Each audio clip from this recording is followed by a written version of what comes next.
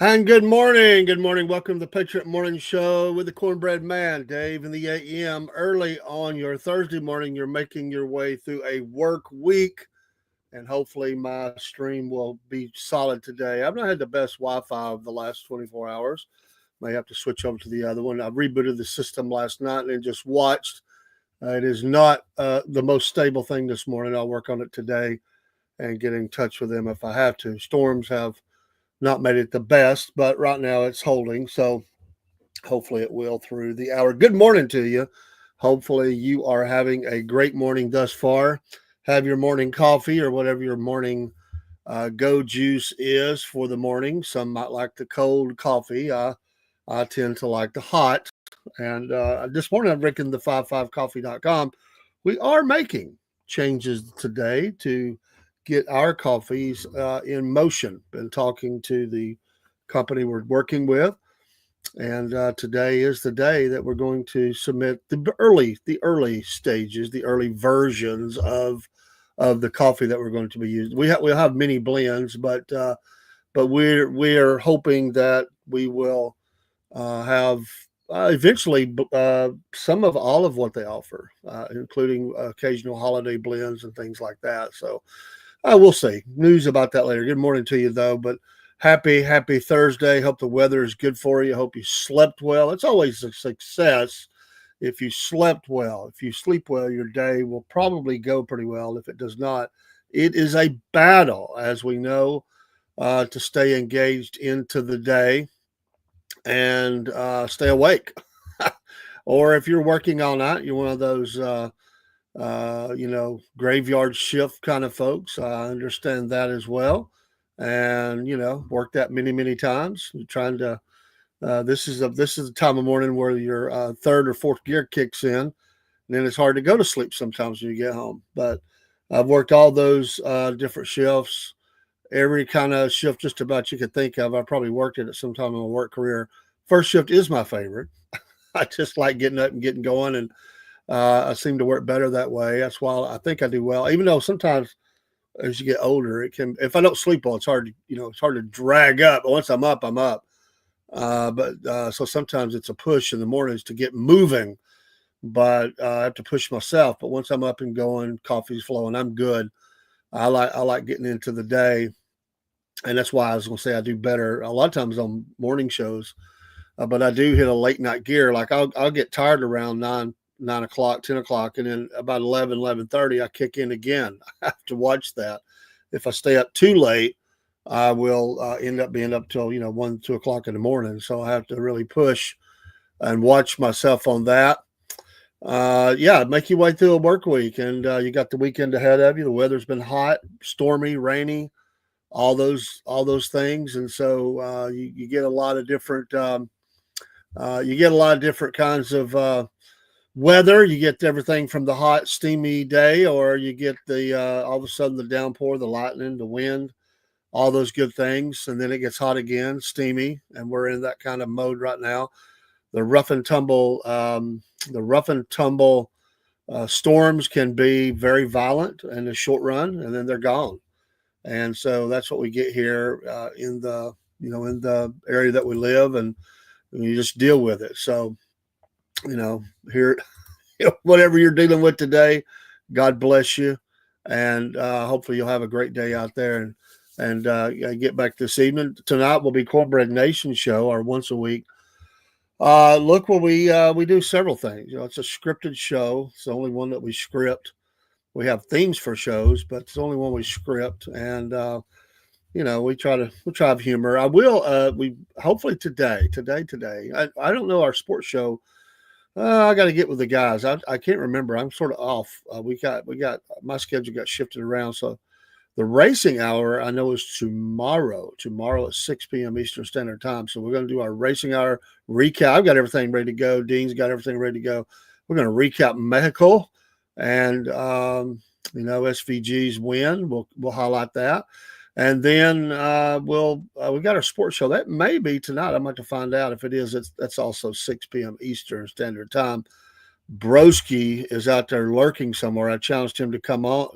It may just be audio. I don't know if he may be camera shy, but I challenged him to come up and defend his mouth last night when he said that the Big Ten was college football's best.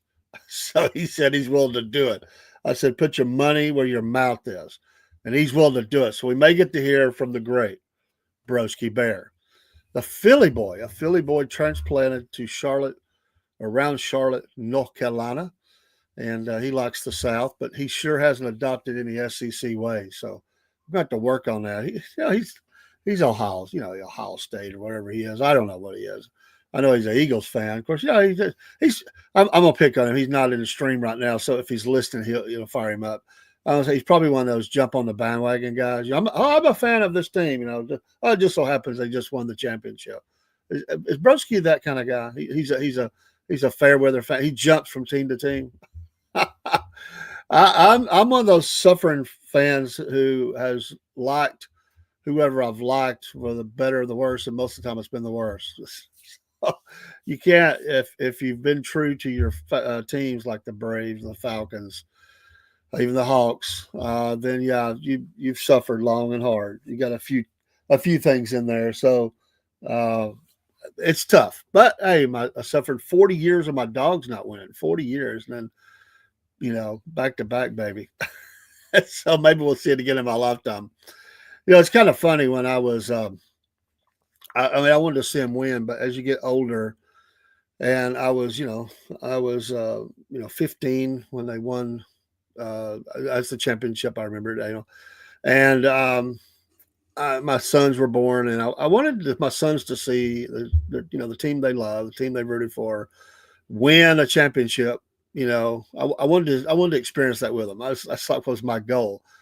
And don't get me wrong, I enjoyed that, but I enjoyed it more for watching my son, who was faithful.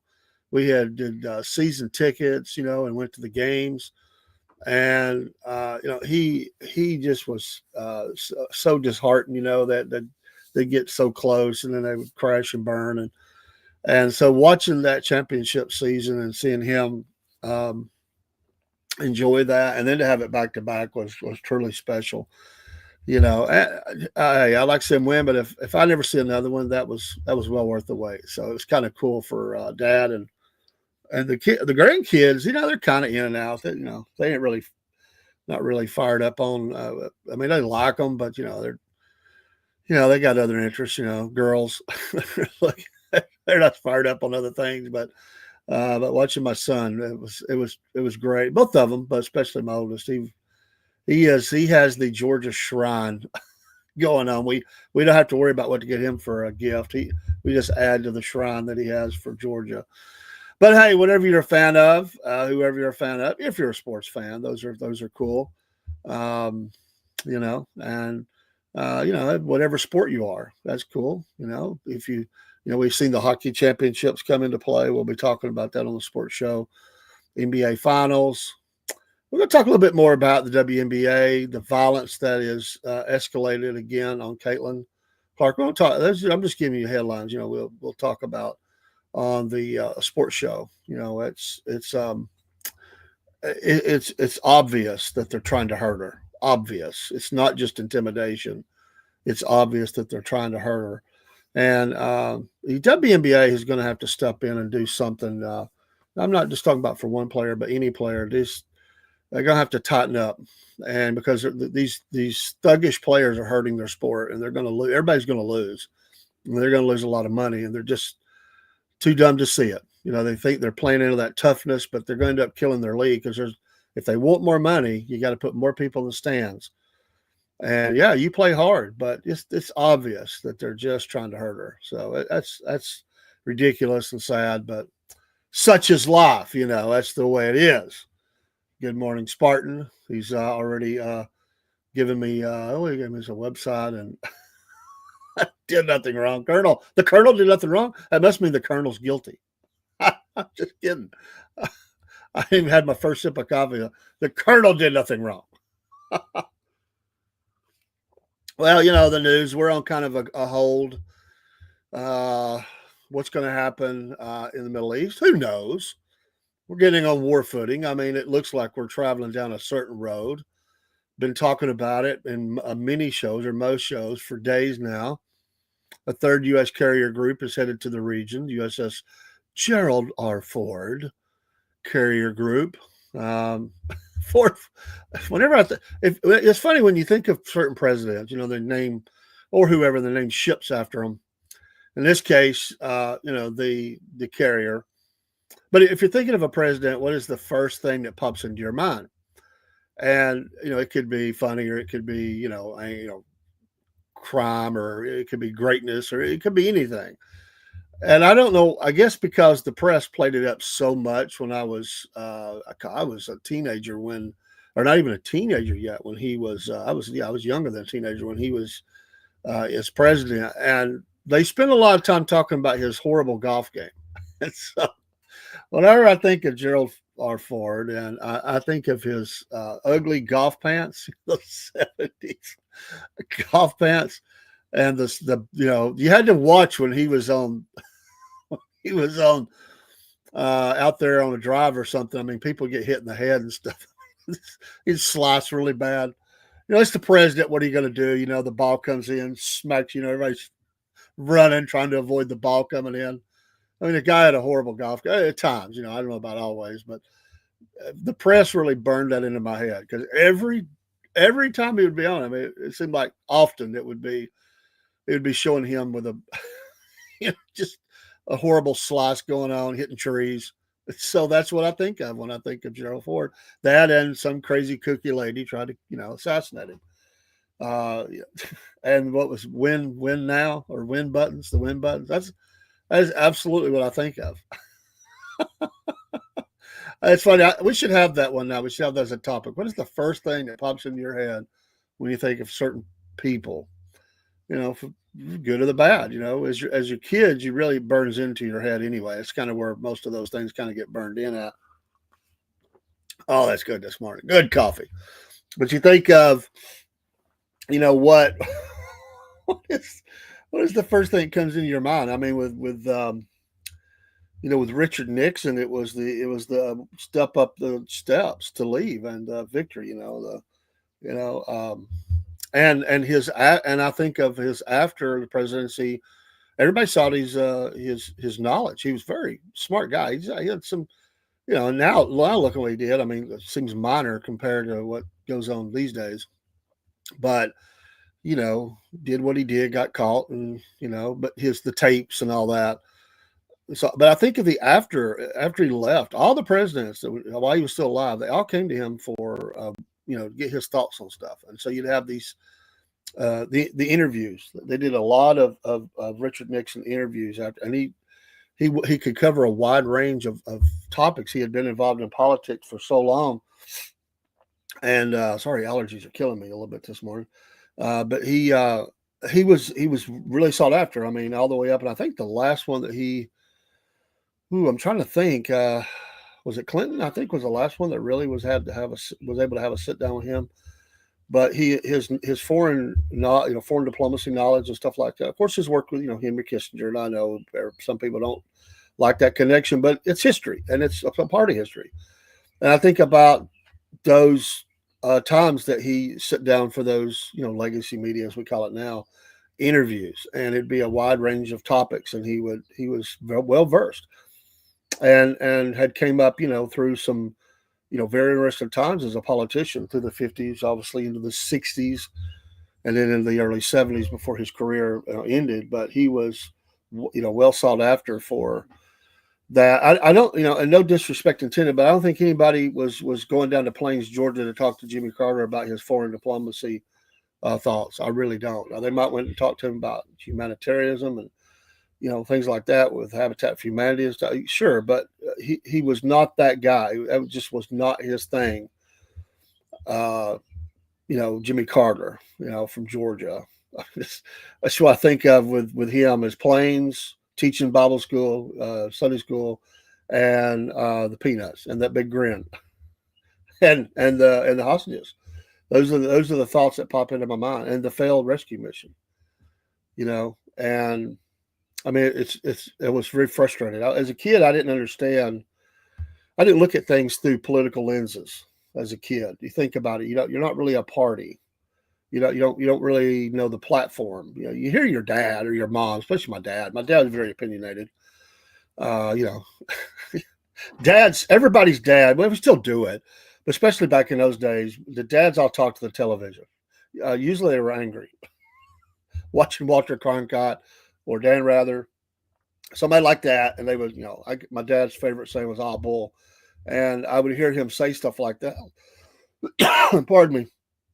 I would hear him say things like that, and he would get mad at the TV. That when he was mad at the Georgia football for not playing well, or the Falcons or the Braves or whatever. So those are memories I have. But you would catch news bites. We didn't have internet. We didn't have news 24/7. I remember when that came into being, CNN. You had news bites, and you watched your 6 to 6:30 news for your national or local, and then your national 6:30 Eastern Standard Time. I'm thinking for my life, and you would get these sound bites, the Vietnam War reports early on, every broadcast, and you would get the political side of things. And so I didn't look at things through that spectrum. I just looked at things as he's the president. He's the president, and what are they saying about the president? So to me, it wasn't Republican, Democrat, or anything else. It was. Now I remember watching the 1976. Um, both I think conventions, or at least pieces of it. Again, it wasn't on all the time, but there was extra coverage where they would show more of that, and you'd see the various states. 76 was great because it would have it was the patriotic, and so everybody seemingly was highlighting the flag and the colors of the USA. And for us here in America, it was great because it was very patriotic. As a kid, as a 11-year-old during that campaign or that run, it was great to watch, and I just was fascinated by those different states that were together. They have the big signs, they held them up. Texas, I can remember that one stands out more than any, was Texas, and their Texas colors and USA colors, and watching those from both parties. And I thought, what a great thing. I'd love to go to one of those one day. I still would. I've never done it, but I would like to do that. Uh, Spartan says we watched the news but did not know who owned the news networks.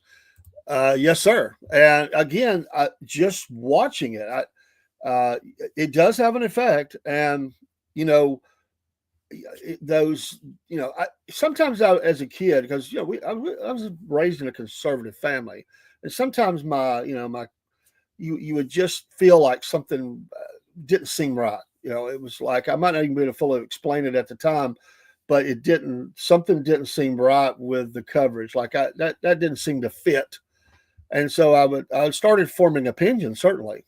Like I was very excited that Jimmy Carter was going to be president because he was from Georgia. That was huge to me as a kid. Like it was a source of state pride.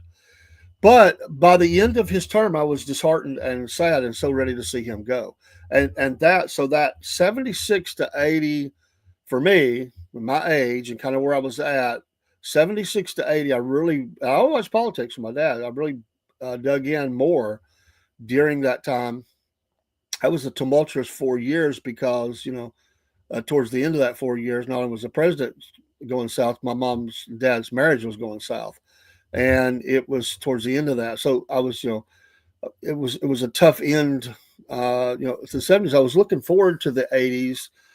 I know sort of, I was getting closer, I was a teenager. I was getting closer to, and I really wished that I could vote. I was really wishing that 1980 presidential election that I could vote, but I couldn't, obviously I wasn't old enough, but I watched all of it. And that was when I really began to form ideas about parties, still not really understanding who's for what. Cause I'll be honest with you, I was not raised that way. My dad never preached party that I remember, never, which I think gave me a great benefit because it let me form my own opinions.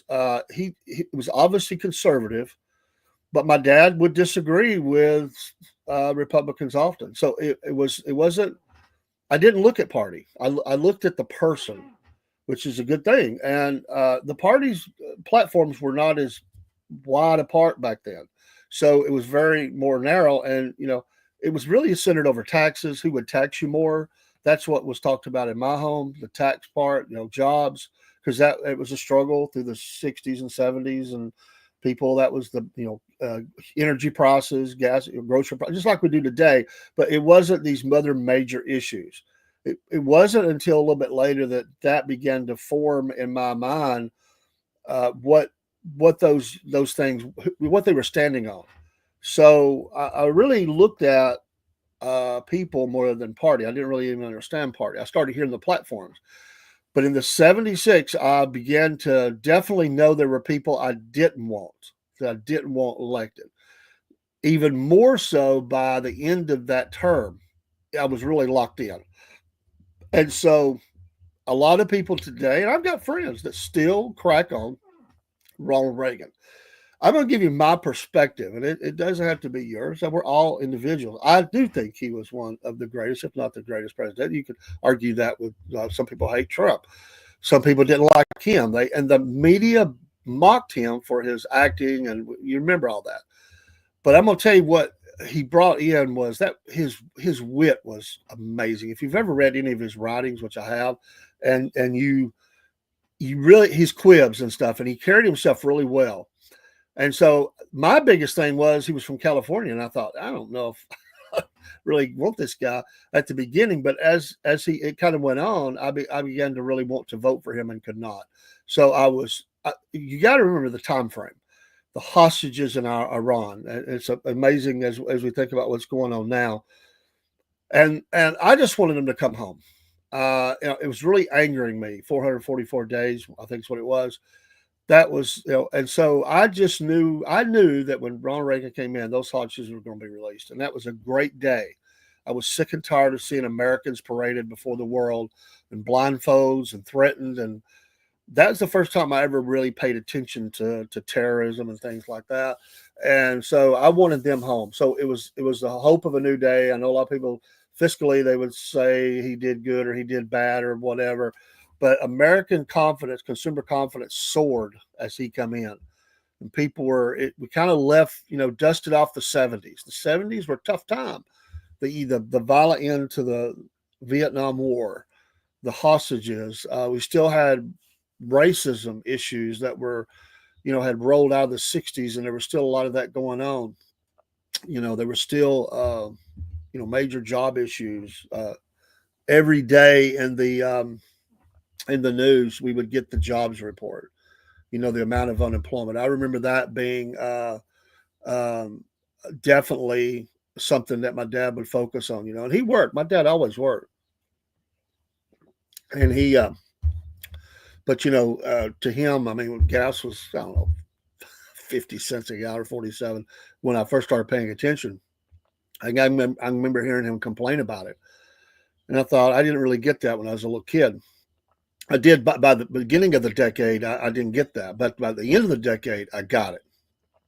Just that traveling, that maturity in my mind of paying attention to issues.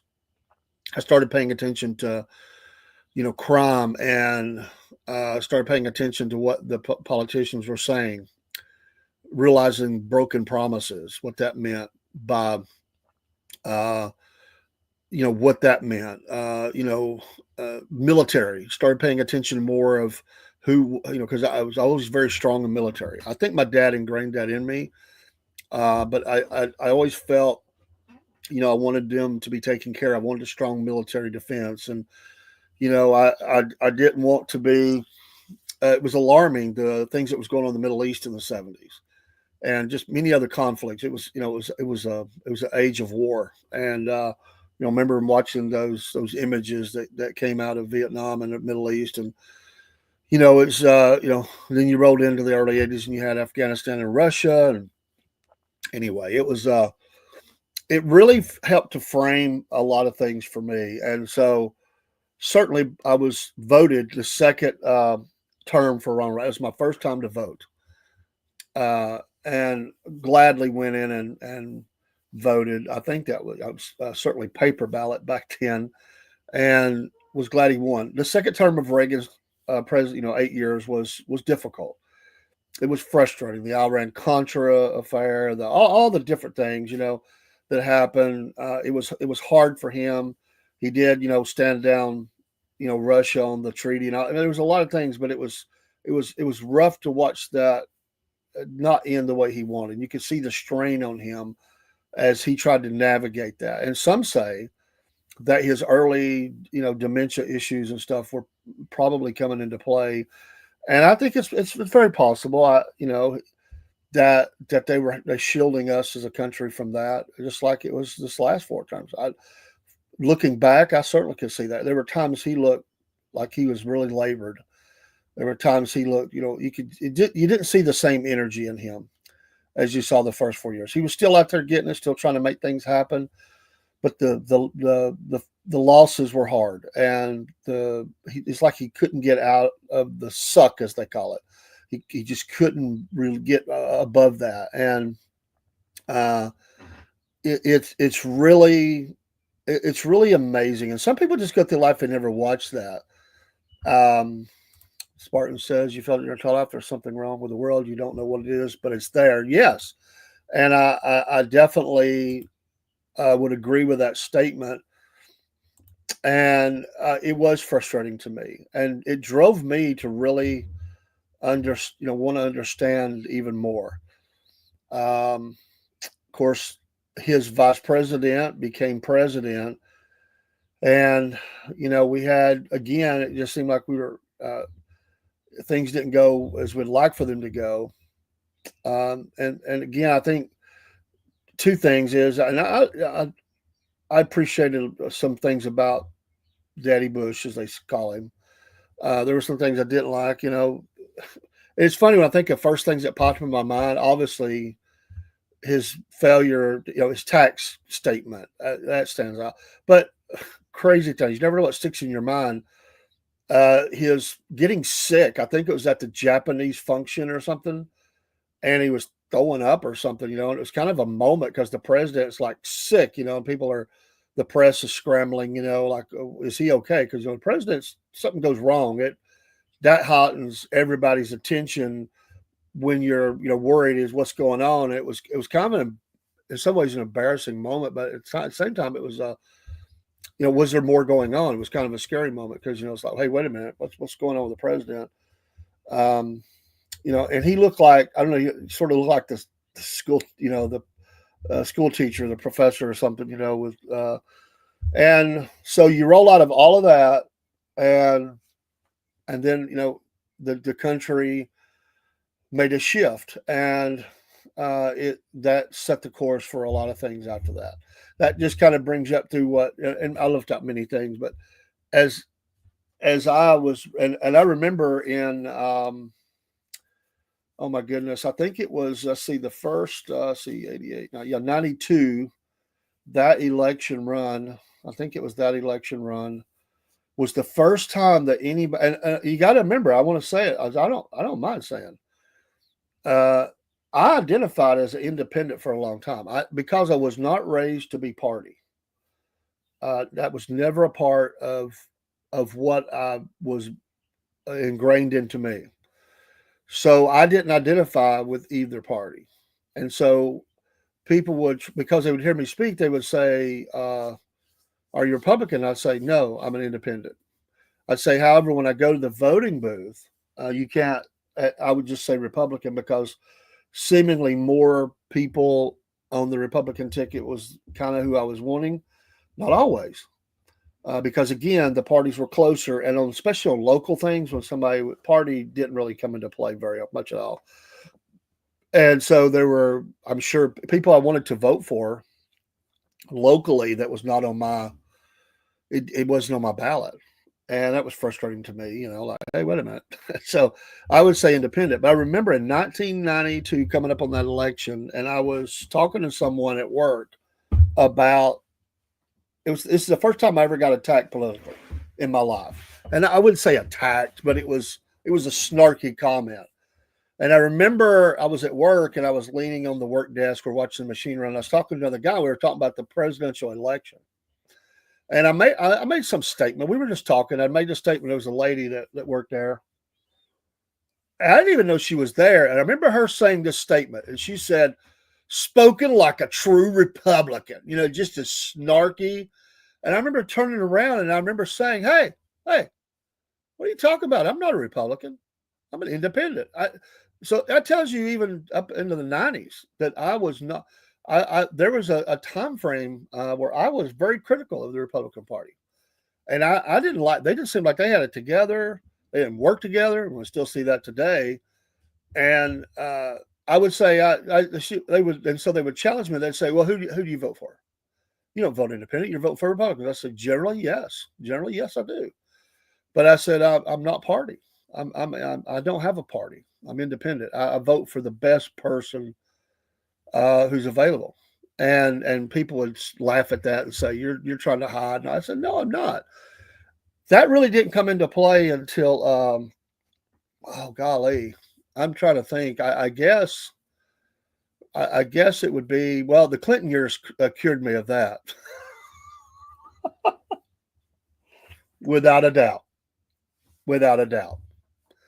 Thank you, Clintons, because after that time frame, it was never a question again.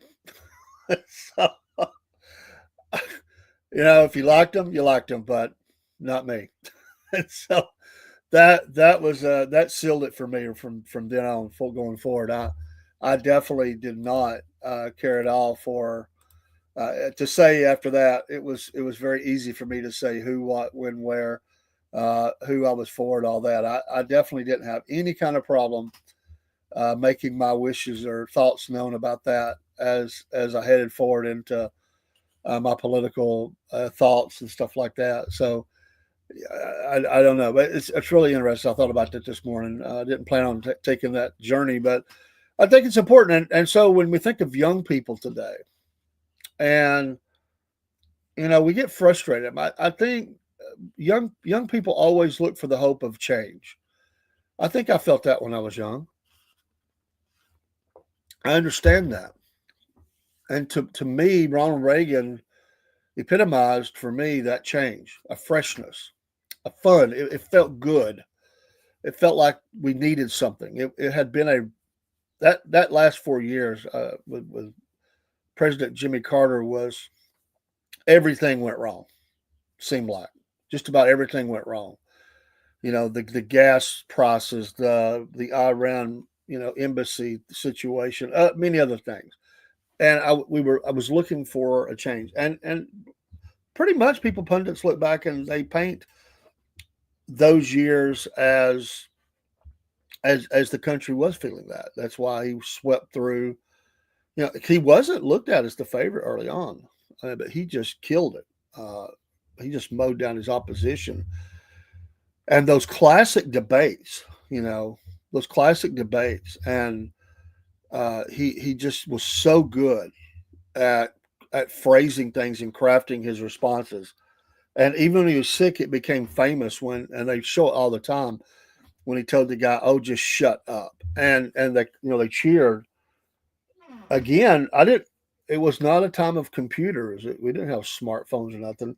Those debates became very important. We read the newspaper, sure, absolutely, but to see the visual of that was powerful, and it really kind of planted in your head. And so when I look at young people today, I don't fault them for wanting. I mean, let's face it. These crotchety old politicians, sometimes that's what they look like and sound like. To a young person, it's like, my gosh, I mean, Night of the Living Dead. So you got somebody coming along that's younger, fresher, change agent, and that's why it really. Can we fault the nation sometimes on why Barack Obama rose to power like that? Well, he could have a dynamic, projection, and he tried to look cool, the cool president. And young people just fell for that. I mean, I get it. I understand why. If you're not, if you're voting for the first time and you're not political, you're not really paying attention. Imaging is everything. I mean, they're putting down. That's why it really was. It started. It certainly started a little earlier, but I think the Obamas put it really well. The use of social media was absolute a killer for them. I mean, they slayed, even back to Clinton. They were doing that stuff too. But it really, when it got to him, they were seeing him in different ways as they crafted that through social media and stuff, and that plays a part. So we look at young people today. We got to realize how much attention are they actually putting on this stuff. I think parents are truly trying to work with their kids a little more now and let them know, pay attention. I think there's a lot of young people very knowledgeable, very knowledgeable. The work of Charlie Kirk and others who are on the college campuses and having those debates, I think those are critical things. And it does have an effect. There are young voters that come in that have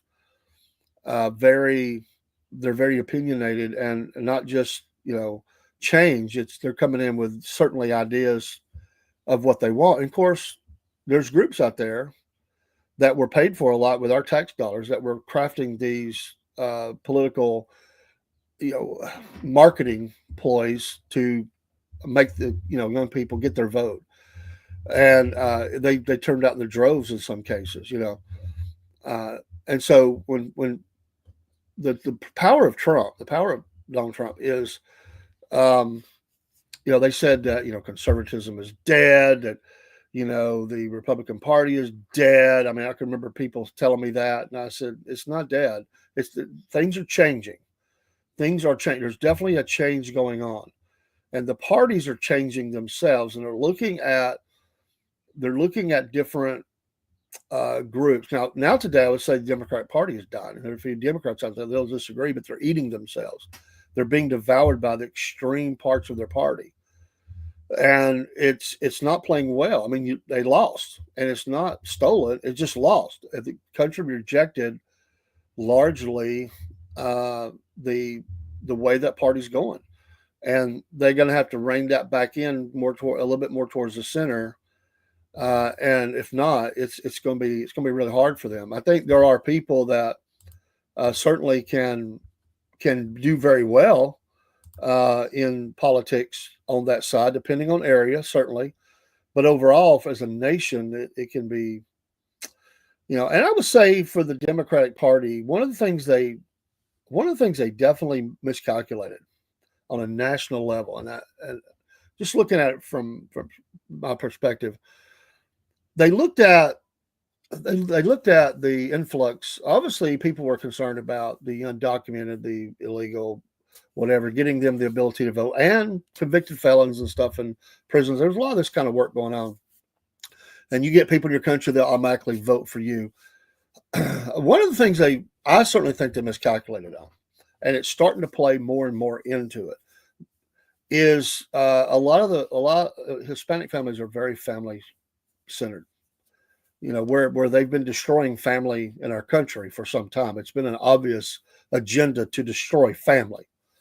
I mean, the media ridicules dads. You have a lot of fatherless homes. I mean, they make it hard for older people who meet to want to get married because they take away part of their money. I mean, they've been destroying marriage. They've been an agenda to destroy marriage, destroy family in this country for some time. Hispanic families are very large, and they're very family focused, and they miscalculated on this in a large way. And even among people that that are Islamic or Muslim or whatever, they're very large families, and we may disagree on a lot of things, but they're very family, and they didn't like some things that were going on, obviously, in the Middle East. They didn't like. I mean, there's some things that they're rejecting too. That's why some politicians are moving to the center and independent. And you want to call it the uniparty or whatever. There's definitely a push for the uniparty to come in. That's just people that are a little bit more towards the middle on either side, and both sides have this. The uniparty is, and they're saying, look, we don't have anything to do with the extreme. These people are nuts. We don't have nothing to do with that, and we're going to work on issues, and we're going to work together. That's what you're starting to hear in some of the platforms, even here in Georgia. Politicians are looking that way, and they're trying to marginalize what they see as the extreme parts of their party. It could be effective. It could be effective. I'm not saying the right or the wrong of it. I'm just saying, as you look at it in a political action committees, it could be effective because people would tend to want to see that. Because what do they want to see? I think people are a little sick of the drama, to be honest. The 15 minutes of fame top politicians. who stand and rail and rant and everything. I think a lot of Americans are a little sick of it. And when you get down to issues, we may still be very divided, but a lot of them yearn for let's work together and get some things done. Uh, and I think there's obviously a pulling, back to the center. It's not. They're not just standing on each side of the center and shaking hands across the middle like some soldiers that were opposite party. It's not that close, but it is a little more pulled to the center. And I think it shocked the Democrats how much the far left rebelled against Joe Biden. They absolutely rejected him, and it shocked. It sent shockwaves to the Democratic Party. There were times he was challenged at events, and some of it was his mental capacity was bad. He didn't know how to respond to a lot of stuff, but you could see it on his face when he got attacked by people that were Democrats who said, we reject you." They started calling him names and stuff. They didn't know how to handle that. They weren't used to that. They thought, hey, wait. We're the party of the people. They said, not this people. And you could see that they were scrambling. You could see the staffs. They were just like, oh no, what's this? They'd set up a town hall or something. It would go downhill, or a press conference. So they began to limit that. And all that was not just because of his mental acuity. That definitely was a part. But what they also were frustrated with was there were people who were starting to be heard in their own party that were saying, we reject you, bud. We don't want you. We don't like what you're about. You're not taking care of this. This is important to us. And so that it was like, wow, what's going on here? And it was for all the world to see. And so it was very frustrating. Spartan says both parties are infiltrated by. Well, that's true. I'll give you that. There's definitely that. Hey, and in every state there's lobbyists, there's groups, and who gets that? Who gets the ear of the politician? There's a lot of money spent, certainly through AIPAC. Yes, there's a lot, but it's not the only one, man. I know that you're focused, but there are so many groups that are funneling money into campaigns. The energy groups, the hospital groups, I've seen it on state level. I've been at the Capitol, and you see these groups come in. And some people, think that lobbyists are really good ones. It's a necessary thing. Some people can't stand them. It does seem at times like they're, for any of you that might hear this and you're a lobbyist, because I know some. Don't take this wrong, but some people, it's the feeling of some vultures flying around. and they got their hooks into some people, and people say something about the money that's the dinners, the dinners they take them to. Well, you're going to have to provide all the receipts for that, dude, because that's an allegation, and I get it, but that's not the only group. And so until we get a full receipt of that, it's all a bunch of conjecture. We just don't know. That's what Americans want to see.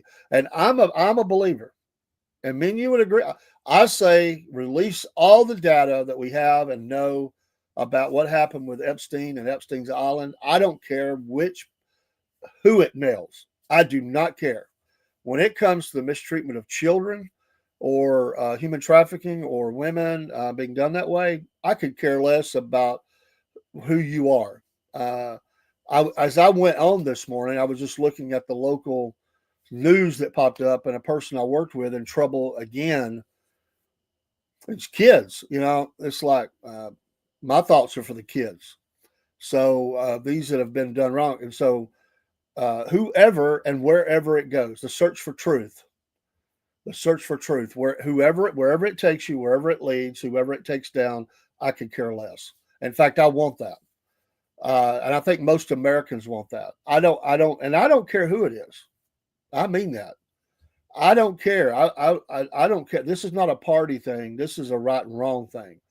And no matter what country, because it's not, it's all around the world. But let's not just stop there. Let's move on, because there's a lot more going on here. How about the 24-hour weddings and divorces of these young girls on these sheiks' huge yachts? I mean, if we're gonna expose it, let's expose it everywhere for everybody to see. And who's involved in those parties, and the abuse of women in the Middle East and throughout a lot of the world, including Iran. I say let's expose it all because it's not right. It's abuse. It's wrong, and I could care less where it leads. And certainly there's going to be that where it leads to. I'll agree with you, but that's not the only place, man.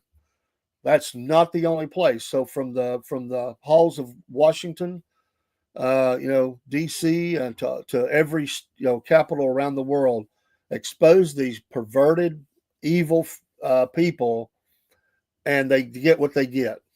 And I say extreme justice. So I'll stand on it. I'll stand on it. I'm not here to defend a party or anybody when it comes to this. I will not, and I won't make excuses for it. As long as the receipts are shown, but I want them for everybody. I don't want somebody getting in control and saying, "Hey, good morning to you, broski. Bless your heart." Yeah, wherever these people are being taken from, wherever these networks are, expose them and burn it to the ground. That's what I say. Burn it to the ground. Abuse is abuse is abuse. At this point, I don't. If that leads to my own country, if that leads to people that I have voted for, burn them down. But you got to bring the receipts for it all, and we're not being given that by whomever. It's being obviously protected by the people of power.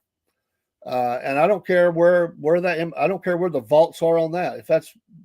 If you say it's there, man, it's there. Fine, reveal it. I could care less where it comes from. I could care less what nation, what power group, what politician, what political action committee, state level, county. I don't care. Burn it all down to the ground because abuse is abuse, and you have to stop that. And I'm not for that.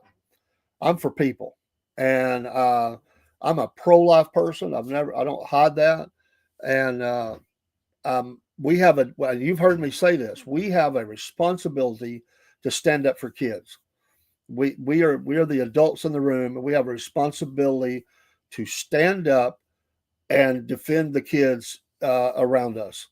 And if anybody's covering up crimes like that, you're scum. You're absolute scum. And defend these kids. I'll lay down my life for kids. Any kid is in harm, I will stand in the way of that harm if I know what's going on, and I will reveal it. I will turn people in. I could care less. I am sick and tired of seeing the damage done by young people that are just they're in this horrible environment.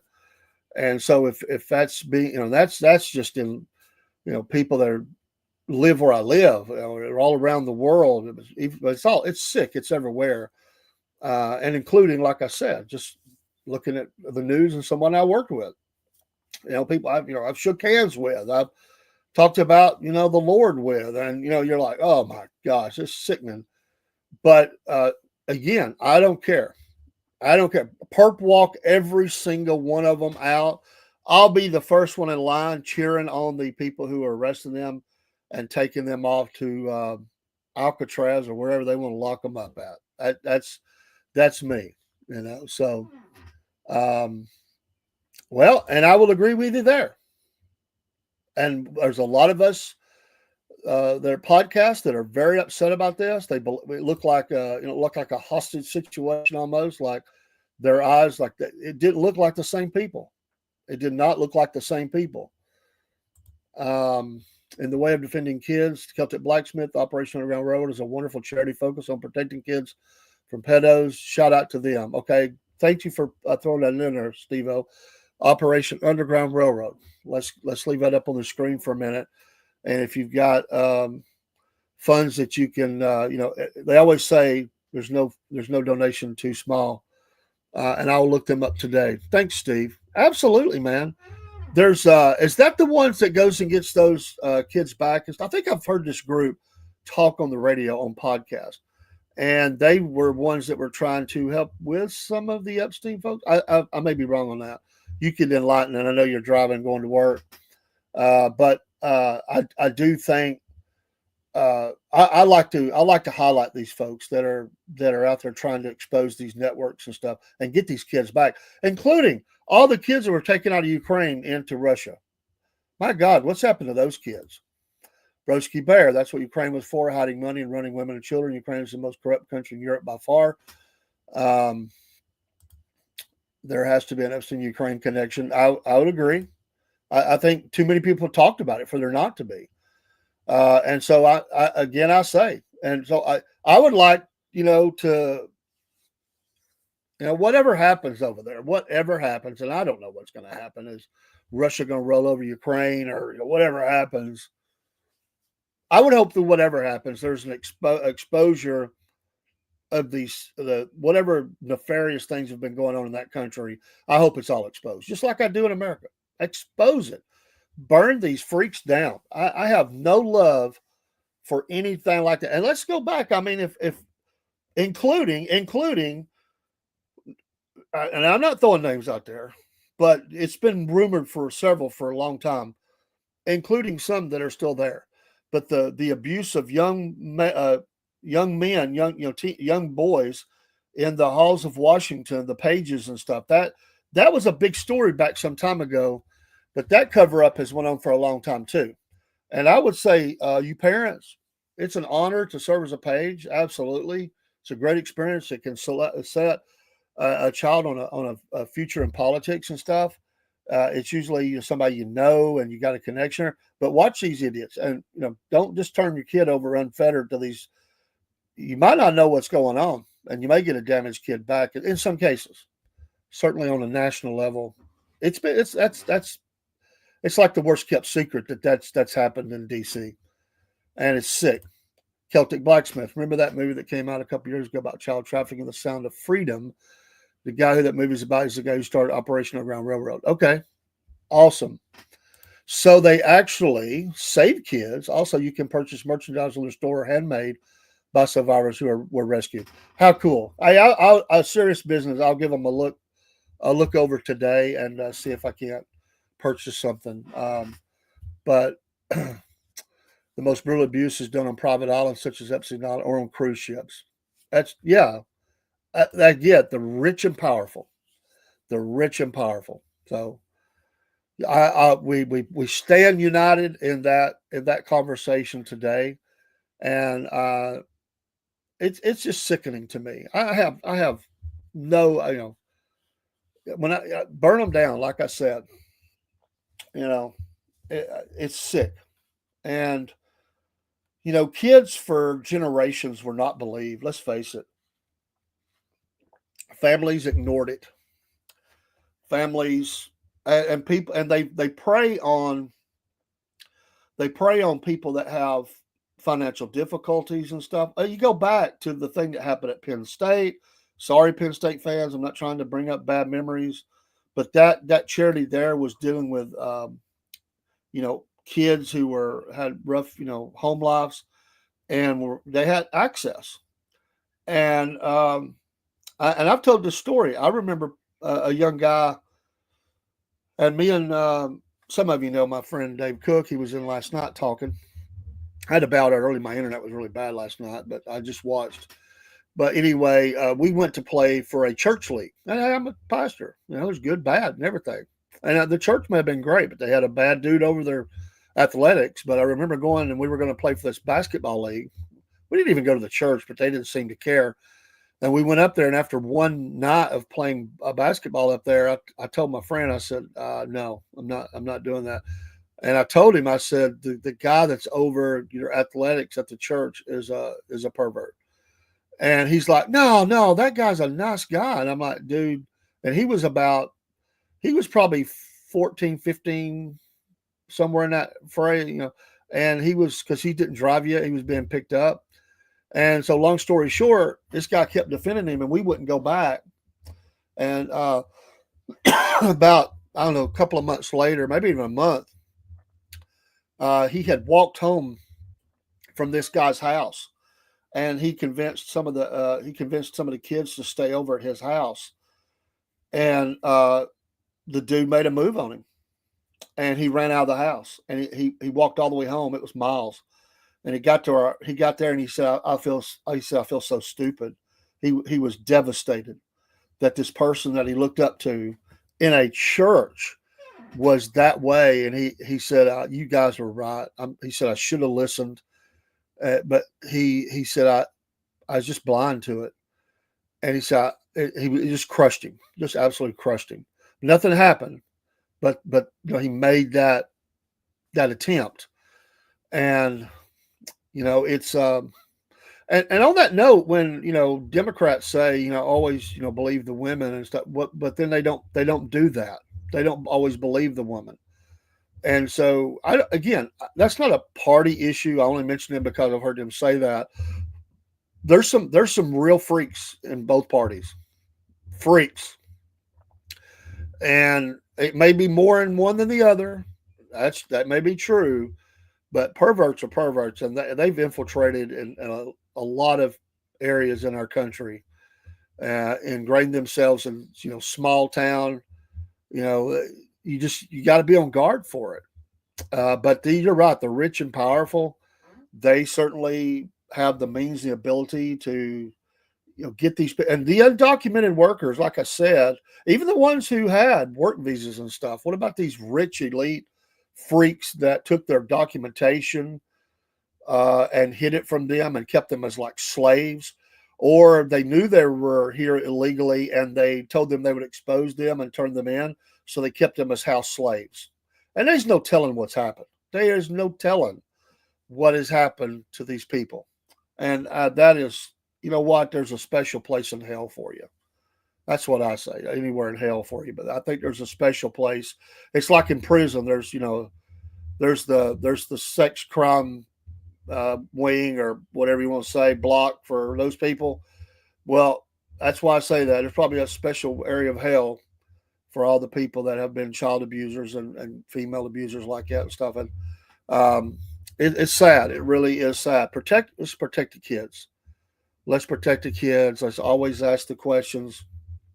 It's refreshing to me to see the parents that, because I've got kids that I carry to school. I've got kids that look up to me and adopted me as a grandfather.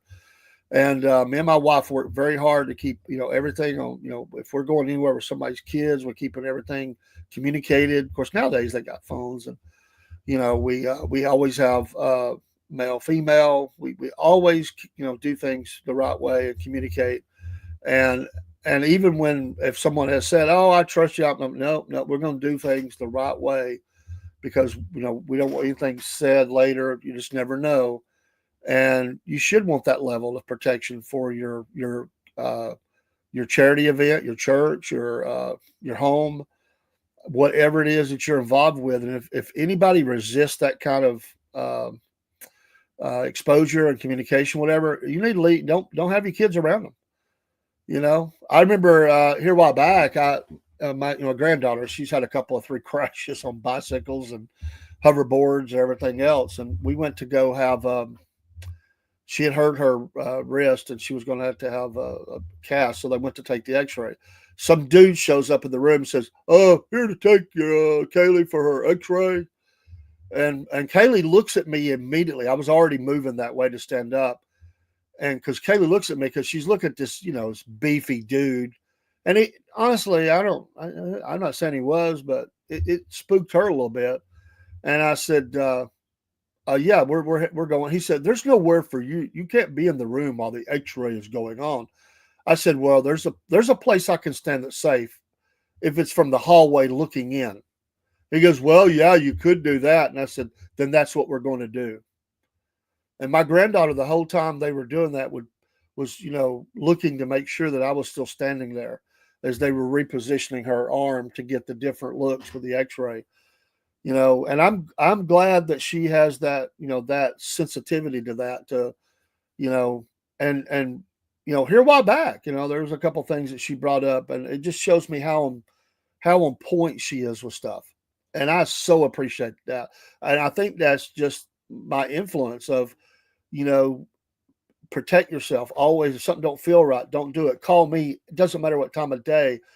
There's something wrong. You let somebody know. And she's very good about that. And it doesn't, you always have to stand guard. We don't let her guard down. I'm just saying that I think that she's very much on guard with that. But you know, these family trusted family folks. I don't care who you are. There's protections that you be put in place for our kids, and you don't let your guard down. I don't care who it is. The family friend, that's always some person that's all of a sudden showed up on the scene. Uh, we had a person. I mean, if look, pull up your street and look at all the abusers that live within a range of your home. Here in Georgia, we have the state database for that, and it is so sickening to pull that up. You got to force yourself to do it. It's so disheartening to see all the sex abusers and how far where they live at. They're actually running out of places to put them. Why? Because there's so many of them, and that should tell us how sick the world is. It's running headlong towards hell, and a lot of it's paved with sexual deviancy and abuse, and it's just horrible, absolutely horrible. And I've said it before, and I'll say it again. As a pastor, a small church, and over the years, have had many people. Obviously, they're broken in their life, or they've been broken. They're trying to get their lives on the right path spiritually. They got all this baggage from the past, all this baggage, and every person, male and female. The males usually it takes a long time to get a male to admit it. Not that you're looking for that; you're just trying to get them, to get help. They just start talking, and they just need to unload those things. And every time, in my experience, every time has been a child sexual abuse. They say it. If they don't say it straight out, they use code words, or they'll say it in such a way that you kind of know who it was, but they just can't go there, and that's fine. It's not for me to know, but you have to. Um, Celtic, yeah, I keep that database bookmarked. I did a routine check-in one day years ago. Found a guy who I worked with who was charged with abusing a 14-year-old when he was in his 50s. Yeah, man, you got to force yourself to do it. You got to. We had a guy on our street. He's dead now, and he was in the database, and he would walk a dog, you know, down the street, and we felt like he was walking the dog just to get a look at the girls and kids in the neighborhood. And um, he stopped one day in front of our houses, and we told him like, "Hey, you get on." And the girl, it's sad to say, we couldn't get authorities to do anything because he didn't do anything to break the law. And I swear, at one time, thank God it's not that way. There were several of us homes that had young girls with grandparents. When he come down the road, all the kids would come in the house. Whoever's house they were at, they would just come in the house and wait till he passed by, and they would alert us, "Hey, that guy's coming." And we never let them cat call or anything. We just said, "Look, this is a person, you got to stay away from that." Um, I'm tortured this day for not outing him at work, but it could have got me fired if I turned the villagers against him. I think we've all struggled, Steve, to be fair, with things that, um, it, you know, it's, I get it, man. I get it. God bless you for, saying that this morning. Cause I think those are important things to say.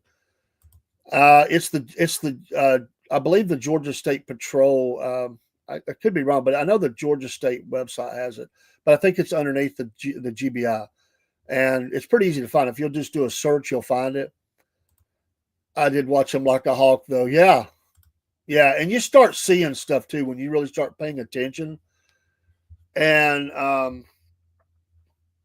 for the one that we worked with, and when it got outed in the public, a lot of people were on Facebook and they were saying, "I am so shocked," And the ex of those abused said, "Really? You couldn't tell it? Like, really? Pay attention. You pay attention a little bit more." And people start noticing behaviors and patterns and stuff. Ernest from rumble side, the adoption of kids to gay couples who also needs to stop too many cases of child sex abuse. The horrible story of the two men and the abuse and killing of that child. Oh my gosh, again, there's deviancy that's going on, and we got to protect the kids. And let's face it, state agencies they don't have enough help, and that's a burnout job. That's a burnout job. You don't see people stay in that job too long. They see so much. Oh my God, it never ends, and the case workload they have is so much. They honestly they can't give each one the full work that it needs. I believe that's what I believe. And there's been some that they just was taking the money, didn't do anything, and kids died. The throughout the state of Georgia, there's been a review, a revamp. I hope things are better, but it's just overloaded. But every time you would see people in your local area that do that, it just changes a lot. It changes. Maybe not the office workers, but the field reps, the ones who go out and deal with this. I had one guy, and he because we were dealing with a case where our granddaughter was removed, and I just remember things that this guy said. He would straight on just tell it like it was. He would do it. He didn't do it in a condescending way, but one time one family member says, "What can I have to do to be able to see this person as much as this person has access?" I'll say it that way. And I remember the guy looking at the person and going, "Well, do you do dope?" I just straight on, because he said, "We'll start right there. Are you a dope head?" Sometimes you can't tell. I knew a guy in my late teens, early 20s. He was just as goofy and fun as everyone else in the friend group. Nothing out of the norm till we found his mugshot in the paper. Fair enough, Steve. There are those that can mask things very well. Martin, I used to talk to a girl that worked in adoptions in her past. She said is extremely corrupt. Celtic blacksmith abused both of his girlfriend's daughters for years. Oh my God. Oh, it just breaks your heart. The dad side of me comes out. It makes me angry. So angry. My heart just breaks for these kids and the devastating. And if we're not careful, then this generational thing happens. The kid that sees the daddy, punch the mom in the face or the head, and they grow up around that, or they have been abused, and it manifests itself in different ways. But certainly, it's a life filled with failed relationships, drugs, abuse, or allowing themselves to be abused. And some people break free. I know successes. I do. I know people that have overcame these things, and they are loving. They have great. First of all, they're people of faith. They have great marriages. They have great kids, and they are great gatekeepers for their kids. And they have broke free. And it brings a tear to my eyes sometimes to see, because I can remember them when they were in the brokenness, just the brokenness, and how that was manifesting itself. And seeing them break free of that I hope I'm the biggest cheerleader. I am their biggest cheerleader. Just you keep going. And the past is tough, but we can overcome those things. We can. The past haunts us a lot. It doesn't matter. It doesn't matter, boy or girl. I promise you, there are so many boys that have been abused, and they just hide it in different. Like you said, Steve, that's a great point. You can't always tell. And since he was an abuser like that, he probably was abused. It's not an excuse. It's not. But this person was probably abused, and it's just it's a sickness that is getting worse in our nation. But you're right, Spartan, the corruptness, and it's just horrible. And there's a podcaster I listen to, Spartan. You would really like him. I really believe you would like him. It's on the I listen to on Podbean. I ain't got to listen to lately, but in fact, I got many episodes. I need to get back listening. Bards of War, BOW on Podbean. Uh, he uh, he is very outspoken and out front about when are good, when are men going to stand up and defend the kids. He is adamant about it, and some of his programs have been just I mean, it brought me to tears, and just he's very outspoken about a lot of stuff that we talk about today and throughout our programs. But he's greatly connected to the military, and then you get in the military and what our military men have had to endure with cultures overseas, we'll say, and we know where we're going with that. I don't have to say it. Don't want to say the wrong thing here and get in trouble, but we know what our military has been exposed to and have been on trial. In fact, there was one where the president pardoned. I think that was one of the cases where we've seen what has happened. Um, where we've seen what has happened with when they were exposed to that, and it snapped. You know, these people are dads; they got kids at home, and they snapped. And they were told just ignore it, just ignore it. How do you ignore something like that? How do you ignore it? And that is the problem. We just ignore it. I know it's a political thing now for that, but how do you ignore that? And what kind of damage have we done to fighting men and women, but mostly men who have come back and you talk about PTSD and they talk about the screams they heard. My God, we have not even begun to see the mental health issues that's going to come off of this. It's going to take a few more years. This is going to become a big deal, and unfortunately, I think it's going to. We're going to see this manifest itself in some violent, probably suicides and the deal. It's driving a lot of problems. These men have not even begun to talk about. Some of them just clammed it shut. They have tried to erase that from their memories, and they can't. Those screams are there, and my heart goes out to them. They didn't ask to be put in that situation. They were forced into it as they have to go where they're told to go. But to be put in the same multi-story places where they were sleeping and have to hear that coming from the floor above you and stuff, or seeing it, folks, seeing it. We need to really think about and whatever the expense is in our for our military and for people, civilians, for mental health issues. But these soldiers that come back, they need a lot of work because it's very hard what they've saw and what they've heard. Not just the war part. That's just bad enough.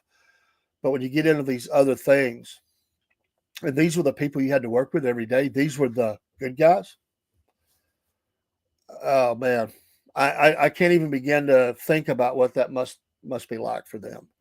And I don't know that everybody experienced that, but enough of them did. And it's talked about, but not talked about. And that's going to be a continual. That's going to show up in our country in the years to come. And let's pray for those men. And I hope they can truly get some counseling and some help. They got to get that out as best they can. They'll never forget that, and they're going to wake up the rest of their lives hearing those screams. It's already happening, but it's going to happen more and more. And some have come back and they've went through some tough times and they've gotten better. But it's always one of those things you got to stay on guard with your mental health because those images and the things they heard, the things they saw, you can't ever get that out of your mind. It's always going to be there. And there's always going to be a need for that. And people that have been abused, you know, it's haunting to them. And how could it not? And you hear these young girls talk about the things that they did at night to protect themselves. It makes me so angry. It really makes me so angry to think about anyone having to live a life like that. Here we have adults that are supposed to be the protectors, stand in front and keep the evil away, and they're the evil. They're the ones that are, bringing the crimes, and then they have to sit and watch everybody pat them on the back, and hear them say, because like you said, Steve, they don't always know, oh, you're a great dad. And the kids thinking, great? My God, if that's great, what's bad? That's horrible. That's absolutely, it's just horrible. Anyway, tough discussion this morning. I know some of you are headed to work. We're going to reset. Got some things to do today. We'll get off of here. I have an audio show to do, and then we've got to get ready for some business things. Tonight will be for sure, Cornbread Nation show, maybe a sports show. I got to find out. And then MAGA, we didn't do our MAGA report last night. We'll do that MAGA report today. We may do that at early time. Hey, have a good day, Ernest. Thanks for stopping by. We appreciate your input. Thanks for everybody that's listening across the streams. I see the numbers, and sometimes I don't see your names. Sometimes I do.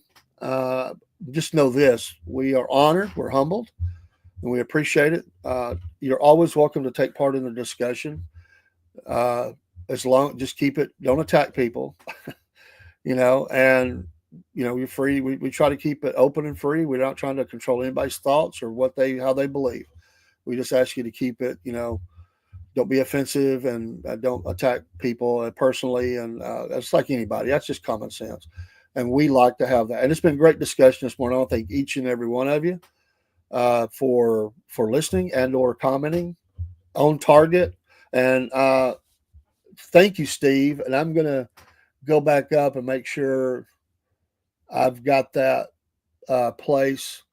Let's see here. I think I've remembered it. I want to make sure I go back and get the name of that organization, because as soon as I get off here, I'm going to look them up, Steve. Thank you so much for that. There we go. Okay. Thanks so much. Have a great day out there. We'll go out with some music. And again, I'll be on the audio side on Podbean. I have a show called the Cornbread Band Morning Show. I usually do it before this show. It's going to be after. If you have Podbean, welcome to listen. We'll probably dive into a little more politics. I didn't jump there today so much, but a little bit more. This really just was needful, and we got to talk about stuff like this. And again, I'll say it. I'll go out with this statement: wherever it leads, whoever it takes down, I don't care. It doesn't matter what party. It doesn't matter. I don't care what entertainer. I don't care if it's the person I bought every CD, record, downloaded audio. I don't care who it is. Whoever the abusers are, perp walk these freaks and put them in a dungeon. Well, we could say more than that. I won't, but you know what I mean. Give them their quick trial and deal with these people and get them out of our societies. They are nothing but demonic cancers upon our human beings, upon our young people. And I don't care how old they are or how long ago the crimes were. Make them pay for their crimes as best we can. We can never take it back. We can certainly level the full weight of justice upon these people, and they should never see the light of day again. You cannot fix them. You cannot fix them. And I don't care who it takes down. I don't. Take these people and deal with it. And let's clean up this sin in our nations. It's nations and our families and our politics, political parties, whatever it is. Expose them, bring them down. And I'll be the first one standing up cheering that you did it. And like Steve, all of us have struggled at times to say, well, if we've got information and stuff, about certain things at work. And I get that there are things, I get it, it's you struggle sometimes with that's why that's why all companies have hotlines now. That's why you have hotlines, and to let things know where you're not targeted. And so anyway, utilize those things if needed. And if you're a person listening and you've been abused and you've not turned in your abuser, we hope that we can give you the courage to step up and get help, first of all, for you, and turn these people in. Doesn't matter how long it's been. And there'll be people that will surround you and help you. And there'll be people that will believe you, because I know that you worry that people won't believe your story. There will be people that believe you and stand with you as you go through and reveal the tragedy that's happened in your life. And get help wherever however you need it. I would encourage that. And if you are a person that has experienced those things in the military or whatever, and you have bad thoughts, go get help. Go get the help. Don't let it. It's not that you can remove it, but you can get help to deal with it. And those demons are there too, and they're not going away, but you can navigate it. I'm not a mental health expert, but I know there's resources out there. And what we don't want to see is you become part of the 22 a day or the 42 a day or whatever it is. Good morning, Miss Jeneth. Steve, you're welcome. There's a tab for ways to get involved on their site. Might be an opportunity for the podcast. Excellent idea, my friend. Excellent idea. And I'll certainly look. I'm going to look into that this morning. I see your other comments, Steve. Spartan. Yes, something I'll put on screen, but I see it. And I hope, Miss Jen, I hope you're having a good morning. Thanks for coming on last night. I was having a little bit of Wi-Fi issues, and I rebooted, but I just ended up watching you guys. You guys doing a great job, and I just wanted to watch and then help my wife a little bit. So I did fix it, but I believe. But I appreciate you coming up. You're always welcome to come up anytime, and you're great people. And Steve, I think you're going live tonight, right? I think tonight is that tomorrow night? Maybe both nights. And did you do your market? You'll have to tell us about that. I think Steve's at work, but he probably can't listen too much more. But hey, we'll see in a bit. Patriot Mobile, make the switch today, and use that promo code Cornbread. Also, Mammoth Nation. We've got links for that all over the place. And you follow our link, it'll help us. You'll be helping great American companies and save yourselves a lot of money by buying American made products. Absolutely. Tonight is the market. Yay. I hope you do well, man. I hope you do well. And I wasn't kidding you, man. I'm going to buy 2 things on your table. I am. It was not a joke. But you got to put the podcast name out there. Maybe we get a QR code for you. We'll figure something out. I appreciate you, man. You're good people. And you're good sport. We probably pick at you too much. We do. We do it because we like you, but sometimes I think we need to back off here. You are Celtic is he's a high intelligence dude. Very, very quick in his mind. He's much quicker than I am, and very knowledgeable. He absorbs information. He's a sponge for information. And he jokes around, cuts around, but he cuts up a lot. But he's a deeply caring person, and that obviously comes out. And you've been around good folk. They gave you some good values, and those things really come out. And all of our people have just great high value people, and that comes through, and you can see that. I got to make up some kind of QR code. Yeah, you're cool, man. Hey, whenever, however. I think it'd be cool. I'd just like to see if we ever got to buy it. I don't expect anything. You never know, but I just thought it'd be cool. We'll work together. We'll do the same thing for you. We try to do that with the podcast and, popping up your things. In fact, going out, I'll definitely do that. Y'all give him a follow. He's a fellow podcaster. He was podcasting, I think, or at least was very involved before us. And he already had the store. And has this friendship has only grown, and we're the better for it. I don't know what we offer to Steve, if anything. Probably a lot of frustration, but he's been a real friend to us, and be able to come on and put up with all of our shenanigans. He's obviously good people, and the only thing I would like to see one day for Steve-O is this: I want to see him find that person, which is his life partner, that he's going to have. I want to see little Steve-O's running around. That'd be the coolest thing, is to see a little Steve-O with Steve Jr. in the shop, beating on the steel, or have a daughter and she'd been there too, beating on that steel. Yeah, we are the distraction while you're in the shop. He's like, I got to get back to the chat. What are these people saying about me? No, you do a good job of blocking it out sometimes. But you do a good job checking on the chats. Sometimes I'm just watching, not even talking, just watching. And I try not to distract you. I like for it just to watch your creations and stuff. You do a great job of that. Have a great day, folks. Kick a Thursday. You know what? One of my titled this boot kick morning or something. Boot kick this day. Don't let it get you down. Keep your joy. And boot kick those perverts, and get them exposed and turned in, and let's get some kids some help. And this group that you're gonna be hearing more about that, because I want to go look at it, and we'll try to have something even not the show tonight. We'll maybe have a card. I don't know, because we script and we don't talk a lot through this show as far as those things, but we definitely maybe could get a card up for tonight. So we'll try to do that. All right. Have a great day. God bless.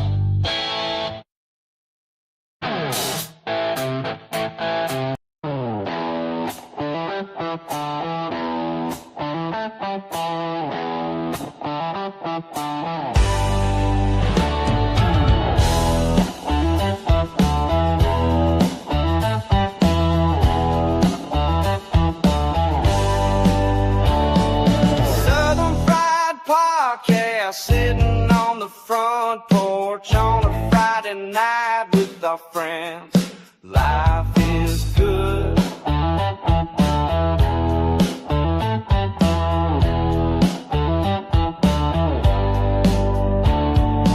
Come on by and take a chair or lean on the rail. Let's have laughter and remember fun times on the front porch. Robin Dave always had the light on for fellowship and making memories. We will try and make you stay the best it can be. Yes, life is good.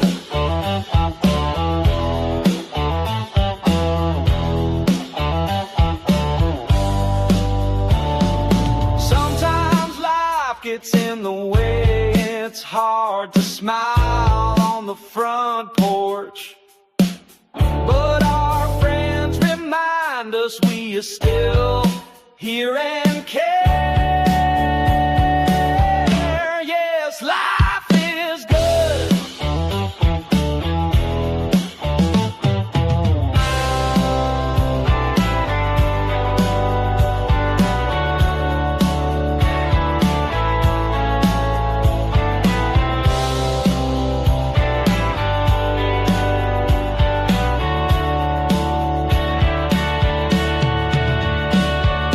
Southern fried podcast sitting on the front porch on a Friday night with our friends.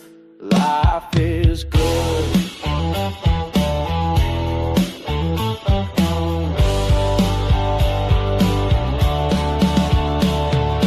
Friday night is a front porch night and all is right. Yes, life is good.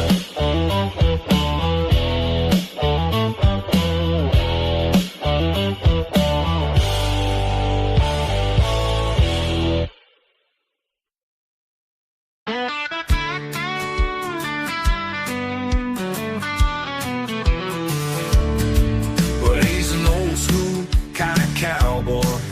He's a backwoods barnyard farm boy. He's red, white, and blue. He's in a bluegrass band. They call him Cornbread Man.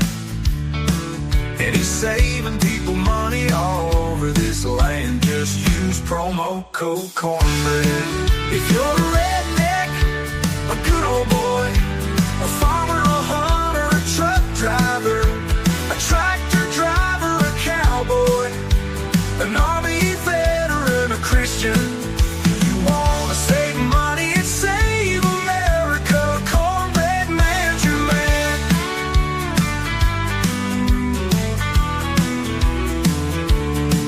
He saves people money, he saves them all over this land. Just use promo code Cornbread.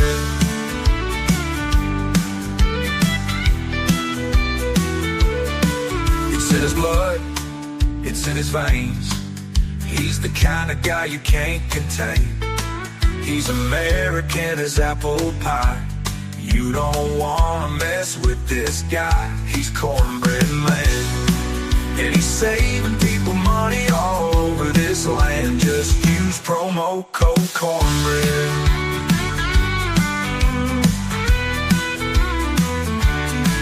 If you're a redneck, a good old boy, a farmer, a hunter, a truck driver, a tractor driver, a cowboy, an army veteran, a Christian, if you wanna save money and save America, Cornbread Man's your man.